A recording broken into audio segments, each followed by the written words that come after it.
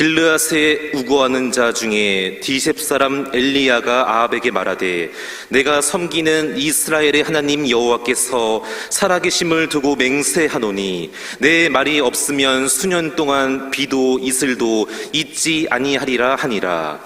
여호와의 말씀이 엘리야에게 임하여 이르시되 너는 여기서 떠나 동쪽으로 가서 요단 앞 그릿 시냇가에 숨고 그 시냇물을 마시라. 내가 까마귀들에게 명령하여 거기서 너를 먹이게 하리라.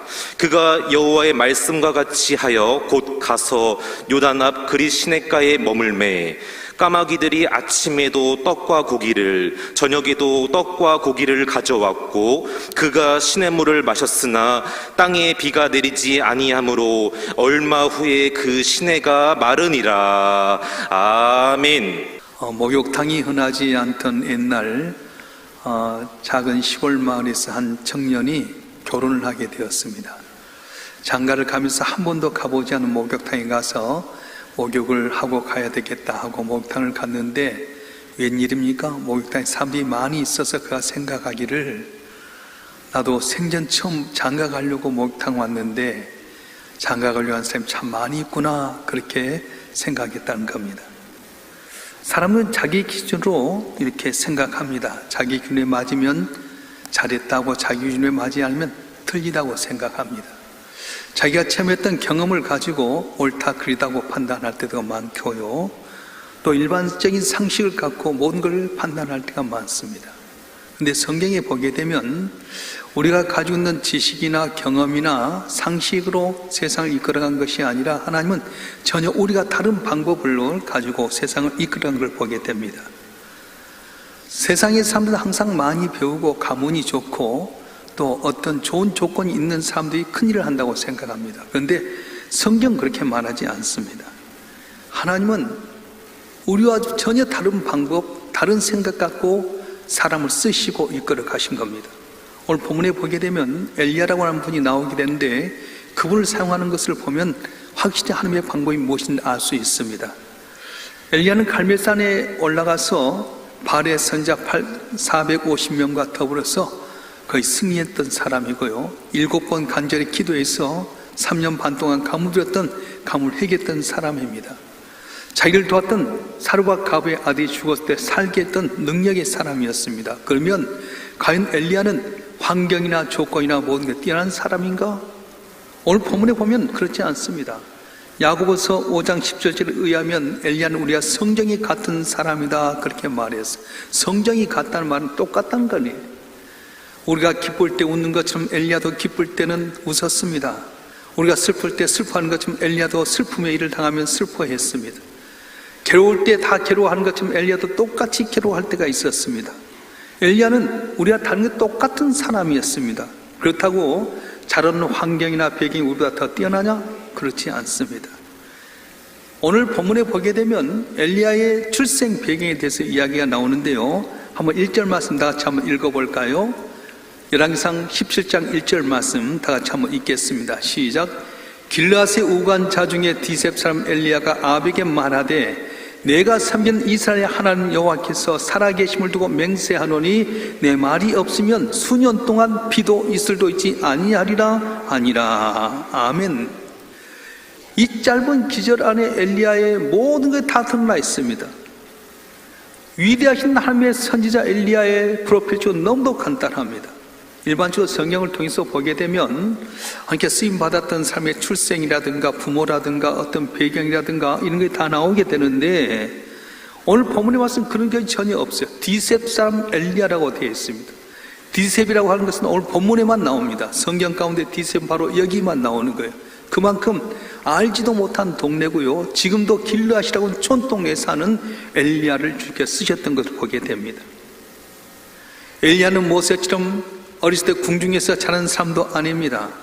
사도 바울처럼 많이 배운 사람도 아닙니다. 야곱처럼 아브라함과 이삭처럼 훌륭한 조상이 있는 것도 아니었습니다. 이름도 알려지지 않은 디셉이라고 하는 곳에서 자라났던 사람, 지금도 길르앗이라고 하는 촌동네에 사는 사람이었습니다. 그런데 놀랍게도 하나님께는 그 엘리야를 쓰였던 것입니다. 하나님께는 당신의 위대한 계획을 이루기 위해서 시골 출신인 환경이 주어진 디셉 사람 엘리야를 쓰였던 겁니다. 이 말은 무슨 말이냐면, 자, 여러분 한 분 한 분이 출생 배경이 좋지 않고 공부 많이 못해도 가진 것 없어도 어떤 스펙이 없어 쓰실 수 있다는 말씀이에요. 자, 그렇다면 어떻게 우리가 엘리야처럼 함께 귀하게 쓰임받을 수 있습니까? 첫째는 환경을 극복해야 된다는 거예요. 하나님은 환경을 극복한 사람 쓰십니다. 세상의 사람도 환경을 극복하기 어떻게 합니까?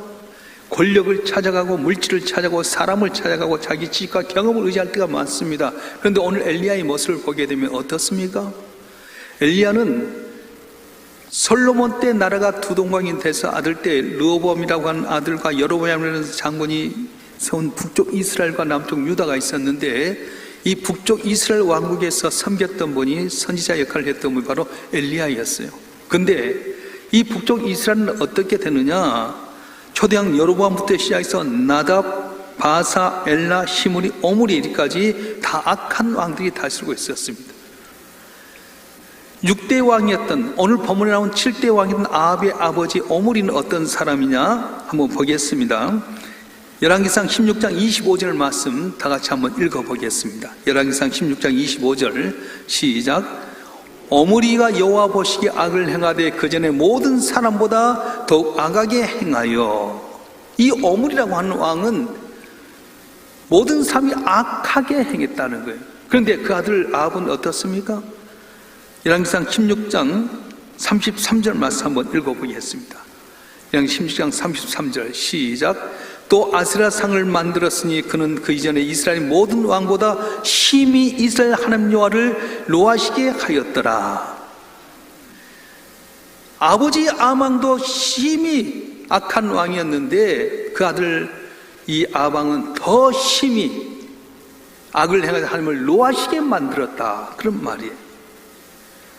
아방이 어떻게 이렇게 악한 왕이 되었습니까? 배경을 살펴보면 그 안에 이세벨 때문인데요, 이 아방이 정치적으로 참 정치를 잘했답니다. 어떻게 하면 이 나라를 강건하게 할 수 있을까 생각해서 시돈의 엘발이라고 하는 그 왕의 딸 이세벨과 같이 정략 결혼하면 우리나라가 평안하게 되겠다 생각해서 이세벨과 결혼을 했어요. 근데 이세벨이 뭘 갖고 오냐면 바알의 신상과 아세라 목상을 가지고 와서 자기 남편 아합에게 하나님을 버리고 우상을 섬기려고 합니다. 특별히 남편만 섬기는 것이 아니라 신하와 모든 백성들이 하나님을 섬기게끔 만들었어요. 만약에 하나님을 버리지 않고 그냥 버리고 바알과 아세라를 안 섬기면 죽였습니다. 그래서 많은 사람들이 바알을 안 섬기면 죽인다는 것 때문에 이 아방과 이세벨이 무서워서 모든 사람들이 다 고개 숙였어요. 하나님 잘 믿는다고 했던 사람은 숲속으로 산수로 도망갔습니다. 남아있는 사람 다 우상에 숨기고 있었습니다. 어떻게 보면 이스라엘 가운데 가장 어려운 시대에, 영적으로 암울한 시대에 살았던 사람이 바로 엘리야였던 겁니다. 이런 상황 가운데 하나님만을 믿는다고 하는 것은 보통 어려운 것이 아닙니다. 왜냐하면 하나님을 믿다가 잡혀간다는 불에 다 죽을 수도 있고 목에 잘릴 수도 있었기 때문에 그렇습니다. 영적으로 캄캄한 암흑기였습니다. 그럼에도 불구하고 엘리야는 환경을 극복합니다. 어떻게 해요? 하나님을 의지하고 한 붙들음으로 말미암아서 그 담을 넘게 만들었던 거예요.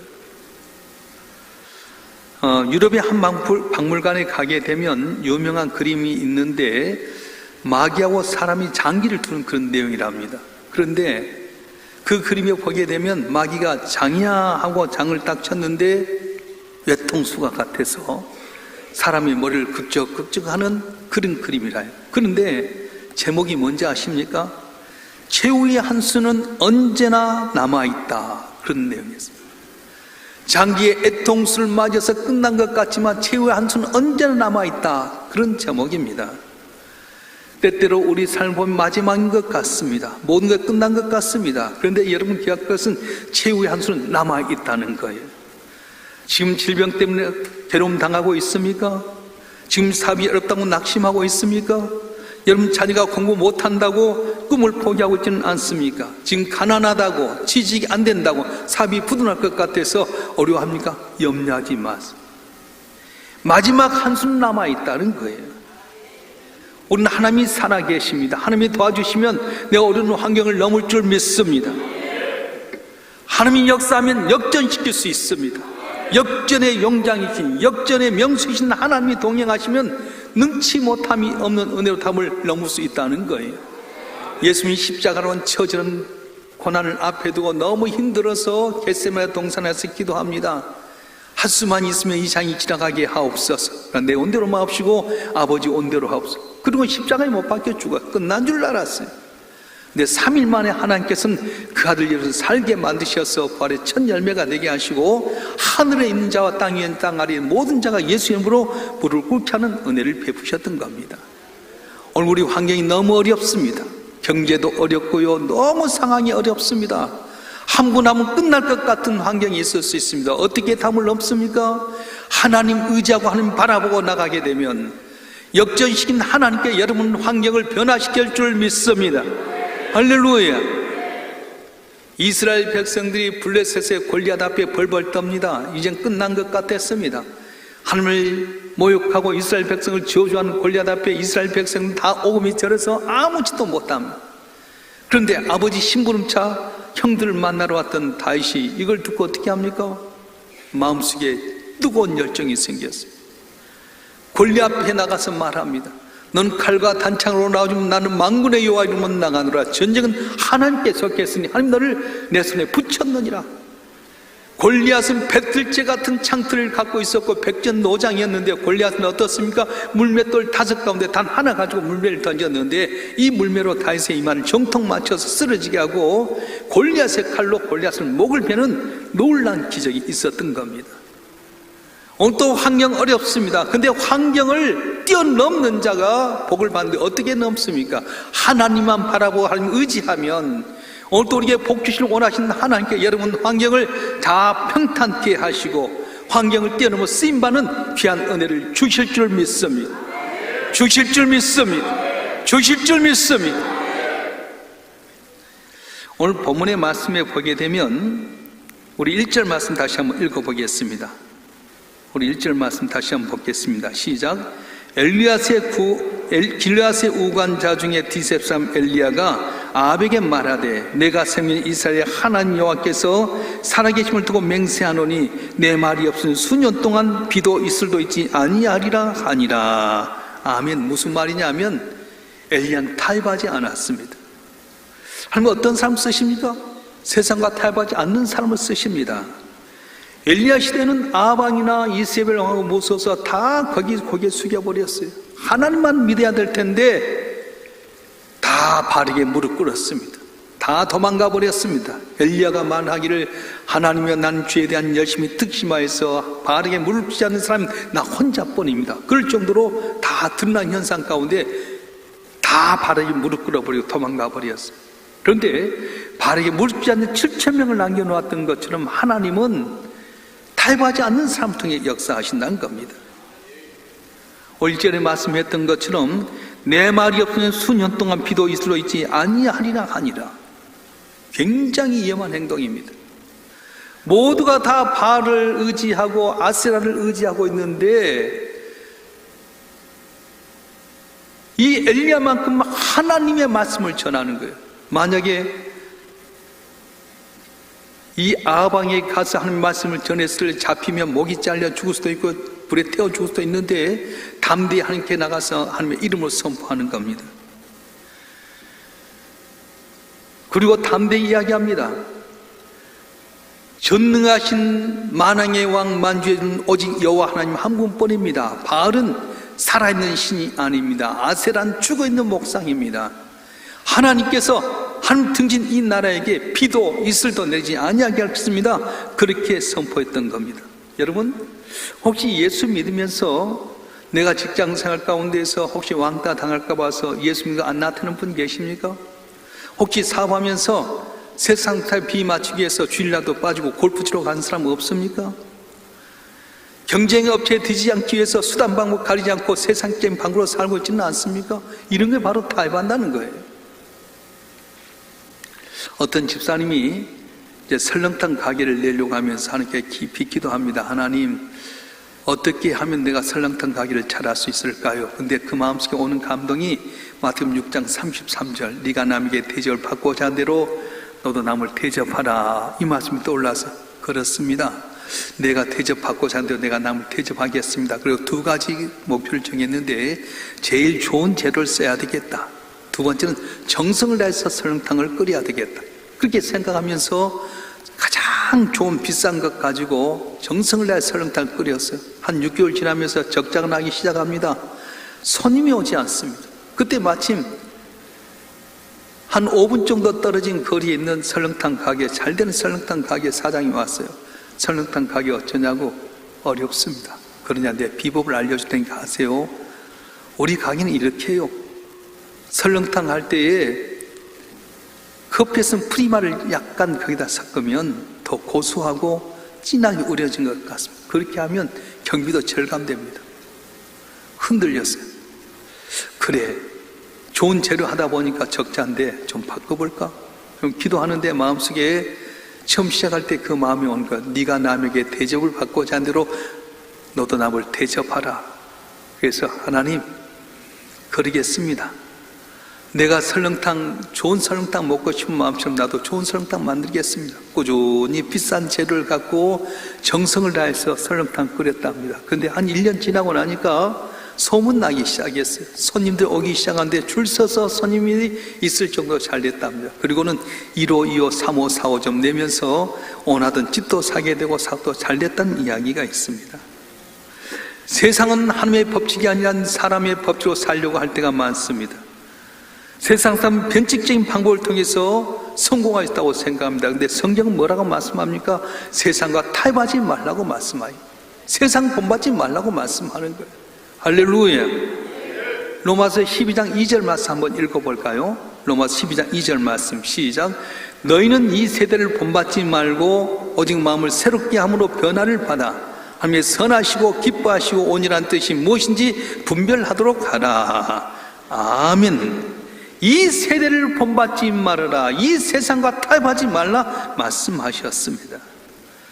누가 하나님께 귀히 쓰임 받습니까? 세상과 타협하지 않는 사람, 오직 주님만 바라보고 주님을 의지하는 사람이 쓰임 받게 되는 겁니다. 나라가 망해서 바벨론 포로로 잡혀갔던 다니엘 세 친구 사드락과 메삭과 아벳느고가 왕궁에서 이렇게 훈련받는데 어느 날 느부갓네살 왕이 큰 금신상을 만들고 여기에 절하지 않는 사람 뜨거운 풀무불에 던져 죽이라 말합니다. 그런데 하나님 위에는 절하면 안 되겠다는 걸 교육받았던 사드락과 메삭과 아벳느고가 절하지 않습니다.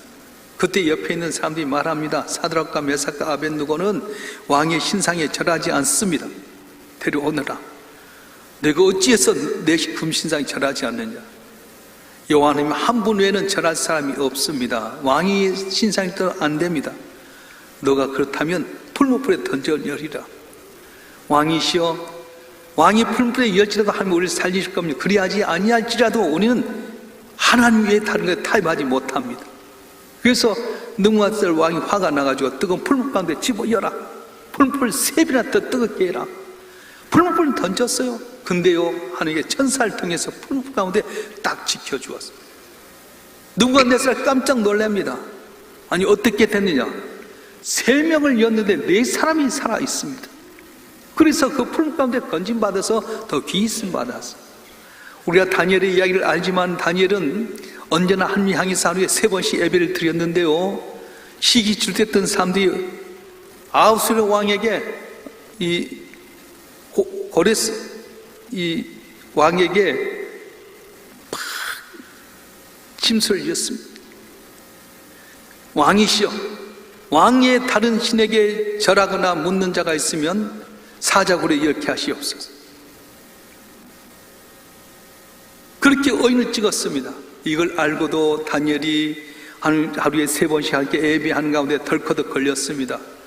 그리고는 사자굴에 던져지게 됩니다. 아, 이 왕이 생각해 보니까 내가 속았구나. 다니엘같이 충성된 일꾼을 어찌 사자굴에 던졌는가 말이냐. 근데 왕이 의인을 찍었기 때문에 사자굴에 던져 넣었습니다. 밤에 한숨도 자지 못했던 이 왕이 아침에 일찍 일어나서 물어봅니다. 다니엘아, 너희 하나님이 살아있는 널 지켰다면 대답하거라. 왕이시여 만수무강하시옵소서. 하나님이 사자 입을 막으신 내가 살아났나이다. 할렐루야. 오늘 우리의 환경 가운데 심히 어렵고 힘들 때 많은 사람이 타협해버립니다. 한 달간만 고개 숙이면 살 수 있는데 그걸 안 하는 거예요.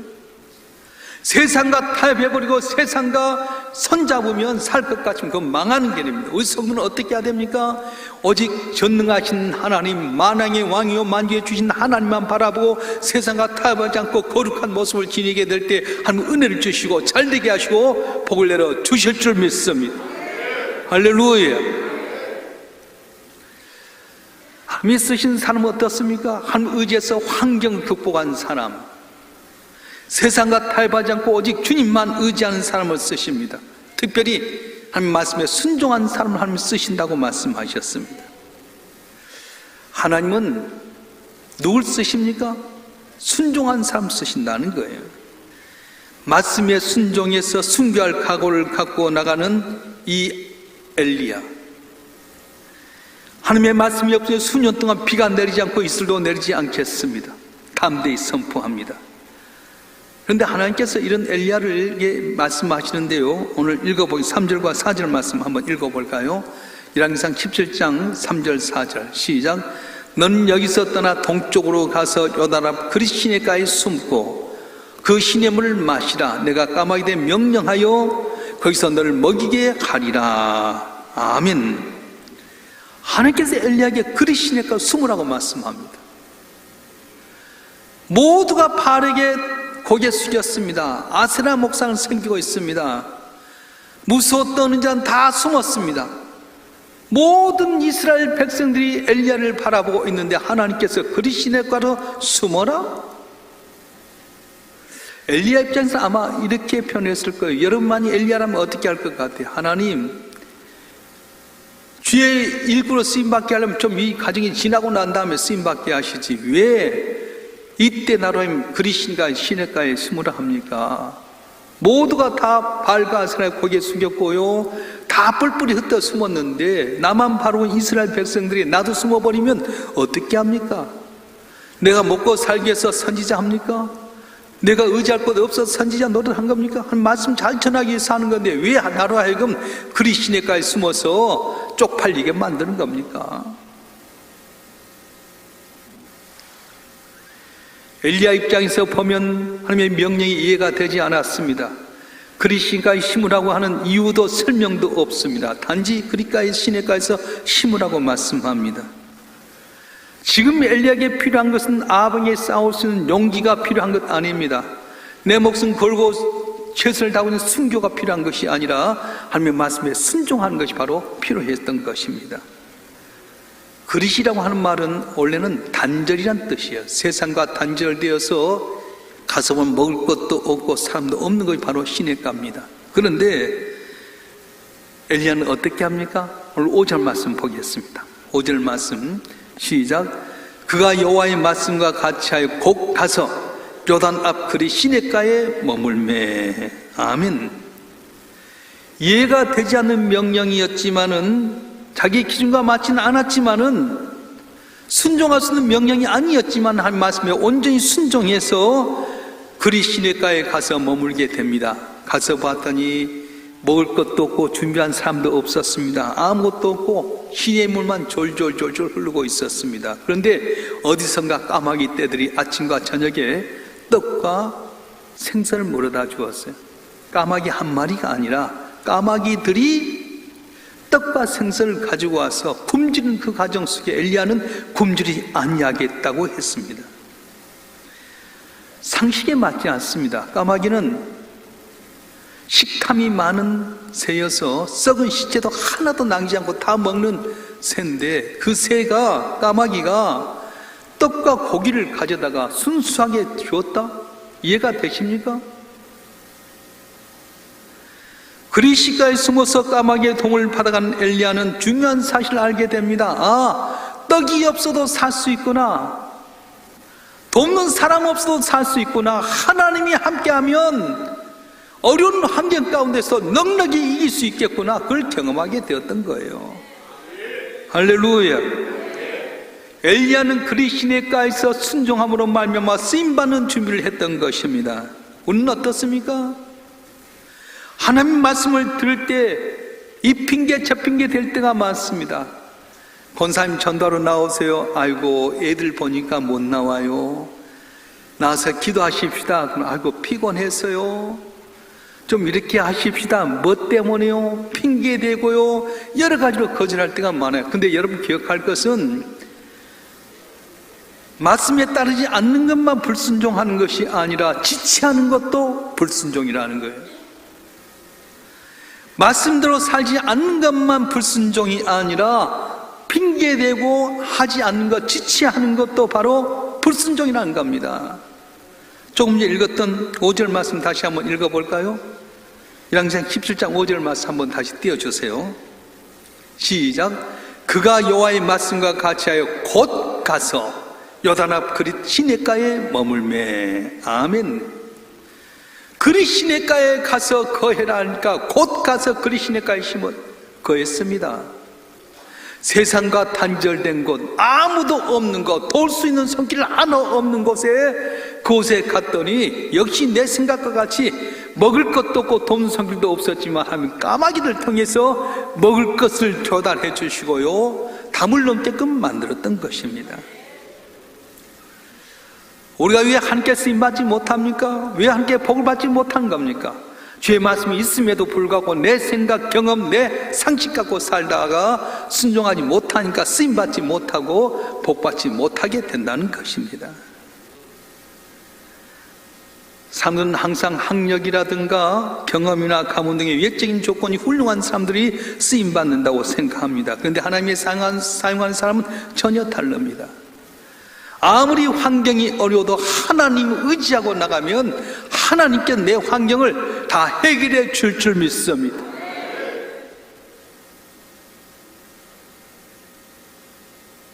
내 앞에 있는 조그만 이익 때문에 세상과 타협해버리면 전능하신 하나님 믿는다 해도 내게 기적은 일어나지 않습니다. 그러나 내가 세상과 타협하지 않고 오직 주님 바라고 말씀대로 살아가면 하나님께 길 열어주시고 담을 넓게 하시고 쓰임받는 은혜를 주실 줄 믿습니다. 무엇보다도 순종해서 그리 시냇가에 머물 때 하나님께서는 까마귀를 통해서 먹을 걸 조달해 줬던 것처럼 오늘도 주의 말씀 내가 순종하면 성경에 나온 모든 위대한 선지들이 경험했던 놀라운 기적과 은혜가 우리에게 임할 줄로 믿습니다. 지금 너무 세상이 어렵습니다. 경제도 너무 어렵고요, 환경도 넓고 많이 어렵습니다. 이럴 때 우리는 어떻게 해야 됩니까? 우리 위해서 십자가에 못 박혀 죽으셨다가 다시 살게 하신 그 하나님 믿고 그분을 의지하고 살아갈 때 내 어려운 환경도 잠잠해지게 될 거고, 세상과 타협하지 않고 주님 믿고 의지하면 안 되는 것 같아도 잘 되게 만들어 줄 거고, 말씀에 순종하고 살아갈 때 나도 모르는 사이에 놀라운 기적의 역사가 우리 가운데 임할 줄로 믿습니다. 성도들 한 분 한 분 이런 복을 받아서 주의 영광을 나타내는 존귀한 자 되기를 주님으로 축원합니다. 축원합니다. 기도하겠습니다.